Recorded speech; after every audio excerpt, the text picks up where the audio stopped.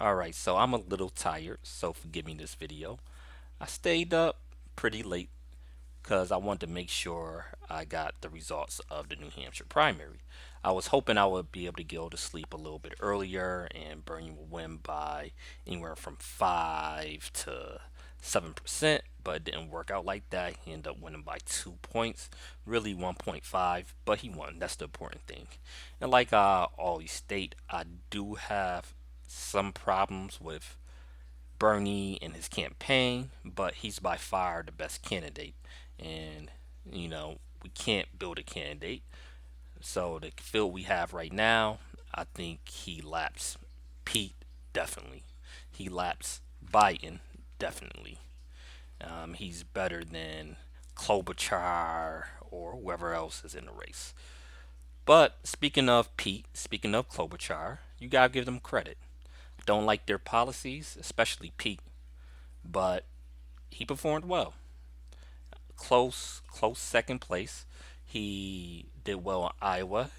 Again, a close second place in Iowa, even though some in the media say that he won, but Bernie won the popular vote.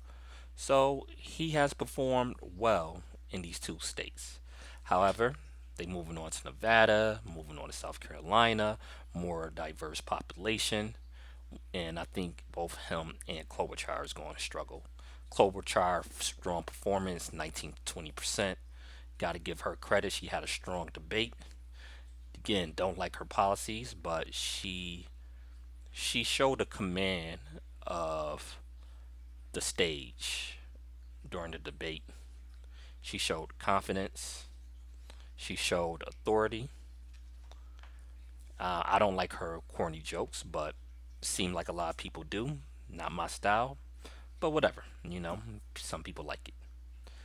So, but going forward, I don't see a path for her. Don't see a path for Buttigieg. Biden and Warren is in real trouble. Neither one of them made the 15% threshold to get delegates, and both finished under 10%, which is crazy considering that they were the two front runners just a few months ago. Now, what happened to their campaign? Biden performed poorly in every debate. Every debate. It seemed like it didn't matter, but I think it finally caught up to him. I don't think impeachment trial was really that great for him. He just doesn't perform well. And his record, like he has some good stuff on his record. I'll give him credit for that. But if you really examine his record, a lot of the big issues he was wrong on. Bernie was hitting him over and over again about his votes for the war in Iraq. His 94 crime bill, him being the architect of that, didn't play well. I mean, there's so much with Biden you could go into about why he didn't perform well. Warren, I really think it comes down to her stumbling on Medicare for all. I think if she didn't stumble on that, she would be in a better position. She was given these clumsy answers, and I don't know why she tripped up on such a simple question. The question was, how were you going to fund it? The only thing she had to do is say that yes, taxes is going to go up, but deductibles are going to go away, premiums are going to go away. Simple. That's what Bernie says. And that's why he doesn't get pressed as hard. But when you say that costs for the rich are going to go up, but costs for the poor is going to go down, you got to explain that. You can't just keep saying that because it didn't make sense. And then when she came out with her funding plan, a lot of people didn't like it.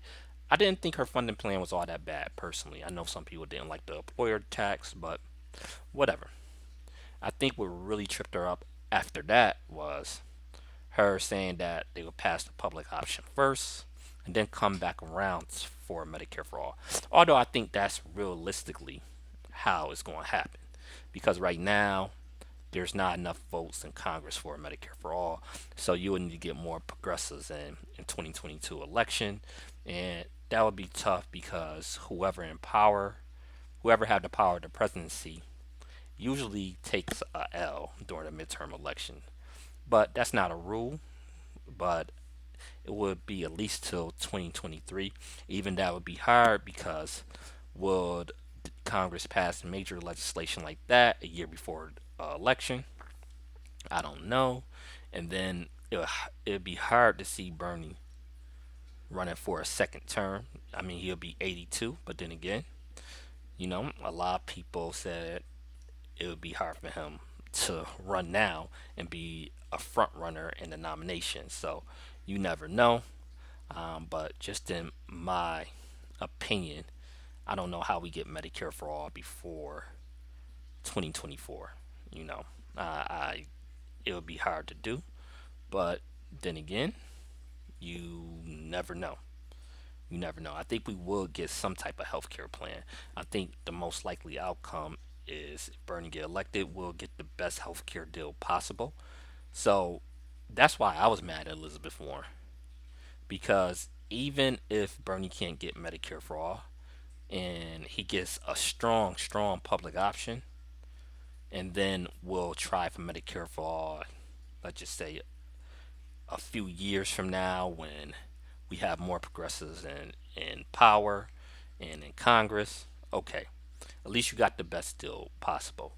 With Elizabeth Warren, what she did, she weakened her negotiation. Like when you start from her position, when you start with a public option, they're going to water it down. That's the problem.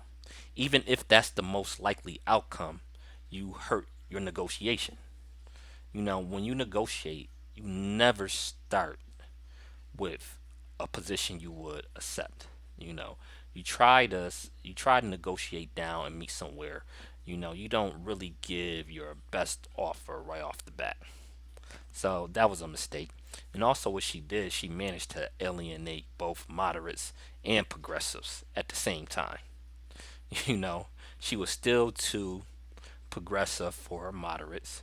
And then, with her kind of being wishy washy on Medicare for all, it alienated a lot of progressives. And those progressives basically rallied around Bernie Sanders. And I'm included in that because I was really considering voting for her because I did like her red line housing proposal. She didn't stumble over the question of reparations like Bernie did. So for a while, I was really considering voting for her. Like it really matters because I live in New York State.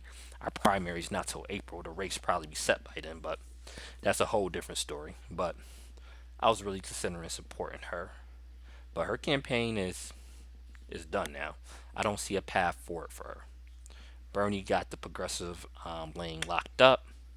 Moderates is not going to go to her. Amy Klobuchar seemed to be taking a lot of her thunder. So is Pete with the college educated voters. So I don't know where she goes from here. She's not going to drop out, but who knows? Speaking of dropping out, Andrew Yang dropped out, and his last debate performance was really poor, in my opinion. Um, his performances before that I thought was pretty good, the last few.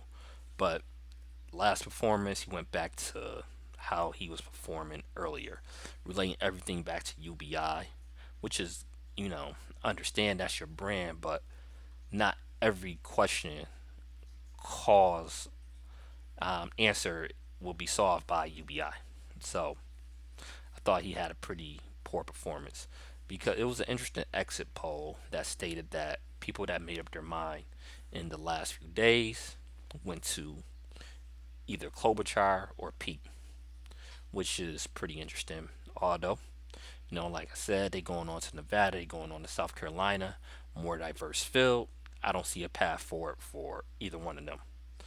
And then they trying to push Bloomberg, Mr. Stop and Frisk. No go, no go. I mean, these racist tapes came out. Good job by Benjamin Dixon. Basically, I mean, they was already out there, but he did the work of finding them and making sure that everybody knew about them, which is great because I don't know how people forgot about Stop and Frisk or they didn't forget about, but they tried to ignore it. I don't know where all this Bloomberg love is coming from just because he bought a few ads. I mean, it's crazy what money can do, you know. Um, Everybody's trying to buy the black vote instead of actually putting in hard work. Like their stories trump, like in some Trump rallies, maybe not where Trump is at himself, but his campaign and people close to his campaign been giving straight up cash out at some events to black people, trying to get them to support Trump. It's crazy. And then Bloomberg is buying all these ads with black people in it. He put money into a lot of organizations for like one of them being with black mayors. So he got a lot of endorsements because he's spending a lot of money. But at the end of the day, it's not gonna work. It's not. You can't get around stop and frisk. Because I have people in New York City. I know people that have been stopped and frisked personally. It was a racist policy, and it's ridiculous that they even talking about Bloomberg as a serious candidate. Like I said, I do like aspects of his Greenwood initiative. That's fine. We can take some of those aspects I like with the initiative, and push other candidates to endorse them. Like we like Bernie, we can put pressure on Bernie to support black banks, to have funding for black businesses and housing. We can push Bernie to do that. There's no need, like even if you like one of Bloomberg policies, it no need to vote for him because we'll be compromising other parts of our agenda. So no go for Bloomberg. Remember, never about the person, always about the policy. You know, um, Never fall for the cult of personalities. I see some people doing that with Bernie. People did it with Obama. The MAGA people is like that with Trump. Always remember, stick to the policies and the issues that's core to you. That's the only thing I care about. It's not about a person. It's always about the issues. And going forward, just remember that. You know, I know speaking to a lot of black people, at least my circle, a lot of people I interact with, it seems that some people say that we shouldn't vote unless the candidate support reparations, and I feel that point of view. However, you gotta remember there's other issues besides reparations that are literally life or death. Yes, we need to push forward with reparations. And yes, we are owed reparations and we should not give that up. However, we got to think about other issues as well. Don't cut off your nose to spite your face. And I know the Democrats have took us for granted, but there's certain things like Medicaid, which a lot of black people use, right? The Republicans are literally trying to cut Medicaid right now. Did y'all see Trump budget? Trump budget is calling for a cut of Medicaid. I live in New York State. The Republicans been talking about cutting Medicaid here. You know, and that's a life or death issue for a lot of people. So millions of people then lost health care since Trump became president. Granted, some of them was because they really dropped the fines with the mandate. That's part of it. Part of it is the marketplace is super expensive. Healthcare is a major issue. You know, um, so when people say that it doesn't matter, it does. These issues is life or death. Foreign policy, there's a lot of black people in the military. I mean, we can go on and on and on, but that's not what this video is for. This video was a recap of last night's debate. But going forward, seeing like Bernie Sanders is the front runner. We'll see. We'll see. If I was a betting man, I would say he's going to win the nomination because I just don't see how he's going to be stopped. There's so many moderates still in the race. None of them are outstanding, and he basically going to have the progressive lane to himself. Um, I don't see one candidate that is just going to dominate black votes or dominate Latino votes. So going forward, it's going to be tough to stop him. It is. It is. It would have been different if Biden could have performed well in Iowa and New Hampshire. I still say he would have been the favorite because I think he would have swept the South. But being that he stumbled off the right off the block in Iowa and New Hampshire. I don't know how Biden's going to get his footing back, but we'll see. All right, don't forget to subscribe, share the videos, and oh yeah, we got a lot of good content coming. We got a lot.